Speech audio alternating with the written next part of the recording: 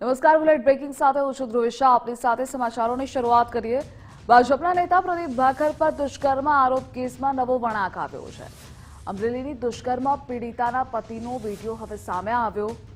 તુષાર ગજેરાએ પ્રદીપ ભાખર પરના આરોપોને ખોટા ગણાવ્યા છે. તો પ્રદીપ ભાખર વિરુદ્ધ મારી પત્ની અને સાસુએ ષડયંત્ર કર્યું. આ સમગ્ર કેસમાં પ્રદીપભાઈનો કોઈ વાંક નથી. અગાઉ મારી પત્નીએ ડાયમંડ એસોસિએશનમાં છેતરપિંડી કરી હતી. ફરિયાદ લેતા પહેલા બધું આગળનું જોવું. તુષાર ગજેરા પરિવાર સાથે 2 મહિના પહેલા બેંકોક ગયો હતો. બીચ પર મારા મિત્ર પ્રદીપ ભાખર મળ્યા. રવિ ગોગારી અને મુખી અમારા સંપર્કમાં હતા. બેંકોકથી નીકળ્યા ત્યારે રવિ અને મુખીએ એક બેગ આપી. અમદાવાદ એરપોર્ટ પર તપાસમાં બેગમાંથી ગાંજો મળ્યો. બેગમાં ગાંજો હતો, તેમાં ટેગ મારા પત્નીના નામનું હતું. મારા પત્નીને જેલમાં લઈ ગયા બાદ મેં પ્રદીપ ભાખરનો સંપર્ક કર્યો.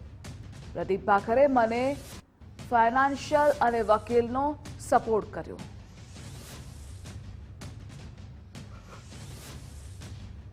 અમે લોકો 2 મહિના પહેલા બેંકોક ગયેલા અને ત્યાં જઈને અમે 10 દિવસ રોકાયેલા. પછી અમે આખું ફૂલ ફેમિલી જ ગયેલા. મારા સાસુ, સસરા, સાળો, મારી ઘરવાળીને હું. એ લોકો કોઈક રવિ ગોગારી અને મુખી કરીને એના કોન્ટેક્ટમાં હતા. તેના થ્રુ એ લોકો ગયા હતા. હું મારી રીતે સાઈડમાંથી ગયો હતો. પછી ત્યાં અમે લોકો 10 દિવસ રોકાણા. ત્યાં ફરતા બધી અને જાતા. ત્યાં મારા મિત્ર પ્રદીપભાઈ ભાખર કરીને મળેલા અમને બીચ ઉપર અને બધી ઘડીક વાત કરેલી અને બેઠેલા. એ રીતે અમારો કોન્ટેક્ટ થયેલો.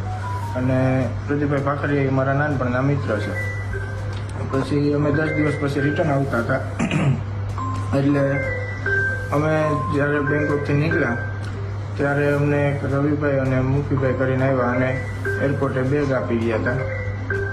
અને તેમાંથી પછી અમે જ્યારે અમદાવાદ ઉતર્યા ત્યારે એમાંથી ગાંજો નીકળેલો અને એમાં જે ટેગ હતું એ મારા વાઈફના નામનું હતું. અને પછી કસ્ટમવાળાએ અમને બધી પ્રોસેસ કરાવી અને બીજા દિવસે સવારે કોર્ટે લઈ ગયા અને ત્યાંથી પછી મારી વાઈફને સાબરમતી એન્ટ્રી કરાવી દીધી. પછી મેં કોન્ટેક્ટ કર્યો મારા મિત્ર પ્રદીપભાઈ ભાખરનો, જે રાજકીય લેવલે તેનું સારું નામ છે અને તેણે મને બધી રીતે સપોર્ટ કરેલો. ફાઇનાન્શિયલી, એડવોકેટથી બધી રીતે 2 મંથ સુધી મારી સાથે રહ્યા અને સપોર્ટ કરેલો બધે. અને બધી સગવડ પણ કરેલી એણે.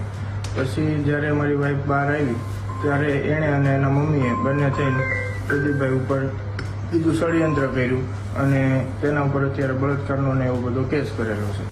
સંવાદદાતા ફારૂક જોડાયેલા છે. ફારૂક, પીડિતાના પતિ દ્વારા શું ખુલાસા કરવામાં આવ્યા? ધ્રુવિશા જણાવ્યું કે અમરેલી જિલ્લાનો ચકચારી બનેલો દુષ્કર્મની પીડિતાએ જે આક્ષેપ કર્યો અને તેનો જે વિડીયો વાયરલ કરીને જે રીતે પોલીસ મથકે પહોંચી, બાદમાં જે રીતે તેનો પતિ સામે આવ્યો છે, તે પીડિતાનું નામ પણ જાહેર કરે છે અને તે જે રીતે વાત કરે છે તે વિડીયોમાં તે મુજબ ત્યાં જે બેંકોક ગયેલા ત્યાં રવિ ગોગાઈ મુખી નામના લોકો હતા.